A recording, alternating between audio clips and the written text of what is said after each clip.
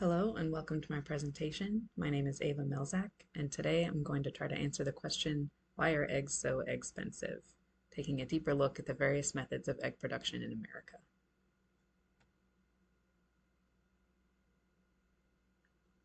Eggs are a popular staple in many homes and restaurants.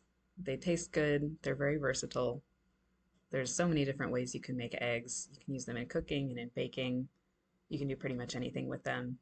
And they have high nutritional value due to being high in protein and omega-3s and B12. Because of this popularity, egg production in America has been increasing in the past 10 years.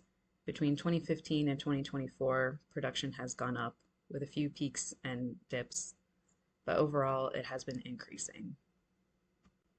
Despite this increase in production, prices have also been going up. As you can see in this graph, prices in 2024 received by producers are much higher than the prices in 2015.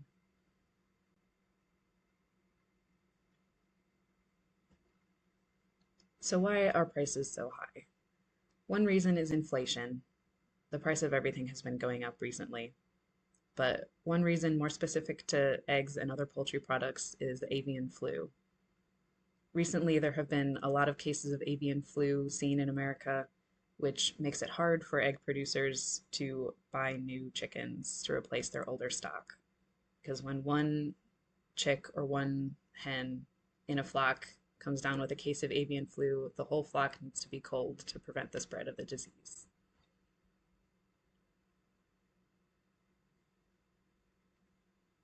So before we get a little further into things, I just want to give a few definitions on the different egg production methods.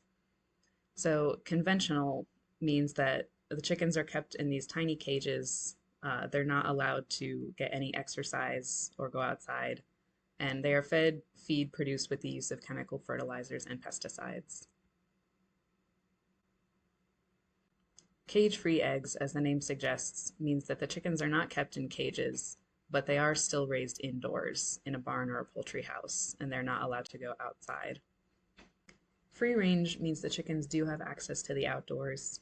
They do still have an indoor space like a coop to sleep in at night and to roost, but they are allowed to go outside for part of the day, which means that their diet is more diverse. They're allowed to eat wild insects and plants in addition to their feed. Pasture raised means the chickens have the most time outside. They have the most space outside as well. They do still have an indoor space, much like free range hens, but pasture raised chickens have the most time outside and they have the most diverse diet due to this. USDA certified organic eggs means that chickens are only fed feed produced without the use of synthetic fertilizers and pesticides, and they must be allowed access to the outdoors, so they can be free range or pasture raised in order to be organic. Now that we have those definitions out of the way, we can get into the more specific data. So this graph shows the average total stock available for marketing of eggs between May 2024 and April 2025. And this data comes from a USDA survey of participating grocery stores. As you can see, total numbers of available eggs does fluctuate from month to month, but the ratio of conventional to cage-free to organic eggs available does stay consistent, with around 25.5% being cage-free and around 5.6% being organic. Now let's take a look at the prices. This graph shows the average price per dozen by marketing label in those surveyed stores between September 2024 and May 2025. So as you can see, conventional eggs do tend to be the least expensive, with cage-free being pretty comparable, but a little bit more expensive. And then as you get up into the more space these chickens have, the more expensive their eggs tend to be. So free-range, organic, and pasture-raised eggs tend to be much more expensive than conventional on average, with organic pasture-raised eggs being the most expensive. So why the price difference? Well, first of all, to be certified organic, a farm needs to pay every year to have an inspector come and recertify them. So there's an additional yearly cost in order to continue selling organic eggs. Additionally, a farm needs to employ organic practices for at least 3 years before they can be certified organic for the first time. So in these 3 years, the farm is paying to produce their eggs organically, but they are not seeing the benefit of the higher price that organic eggs sell for in grocery stores. Related to that is feed cost. Organic feed tends to be much more expensive than conventional feed. Based on feed prices at Tractor Supply, we can see that the organic feed is almost double the price of the conventional feed per pound. Another consideration is land cost.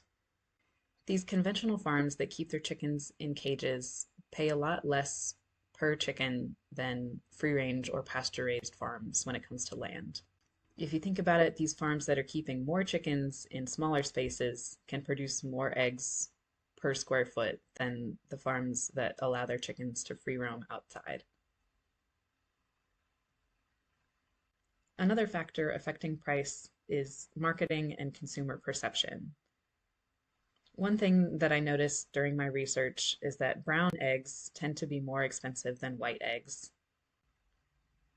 As you can see, every category, with the exception of cage-free eggs, prices brown shell eggs higher than white-shelled eggs. There seems to be a perception among consumers that brown eggs are more natural or perhaps more organic than white eggs, and for this reason, people are willing to pay more for them, despite the fact that these eggs are being produced with the same production methods. The color of the shell has no real effect on the taste of the egg or the way that it was produced, but because of this misconception, brown eggs do tend to be priced higher than white ones. So now I want to get into some ethical considerations. The main difference between conventional farming and free-range or pasture-raised farming is the animal welfare aspect. As you can imagine, hens that are kept in these tiny cages with no opportunities to exercise or go outside have a much lower quality of life than chickens that are allowed to free range outside with access to natural wildlife and a more diverse diet. Chickens may not be as cute as puppies and kittens, but it is still important to consider their treatment. Another big difference between conventional and organic farming is the environmental impact. Conventional feed production involves the use of many chemical fertilizers and pesticides, which has a very negative impact on the environment surrounding the farm. These chemicals are bad for the soil, they're bad for the wildlife surrounding the farm, and they're bad for the aquatic life and the water quality as well. In conclusion, the cost of eggs depends heavily on the environment in which the hens are kept. Generally, the more care that is put into raising these animals, the more expensive the eggs will be, which is why conventional eggs tend to be the least expensive, and pasture-raised, especially organic pasture-raised eggs, tend to be the most expensive.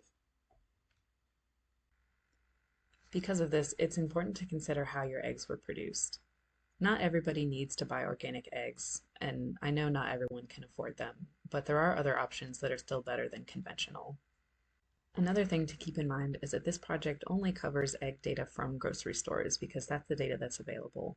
But local farms and farmers markets are the best places to buy ethically sourced eggs, and they do tend to be less expensive than organic eggs that you'll find in the grocery store. A lot of people don't put much thought into how their eggs got to where they are, but money talks, so it's important to support farms that treat their hens well and take the environment into consideration. If we want more eggs to be ethically produced, we should be mindful of which eggs we decide to buy. I'd like to thank the USDA, which is where I got most of my data for this project. And I'd like to thank you as well for your time and attention. So thank you.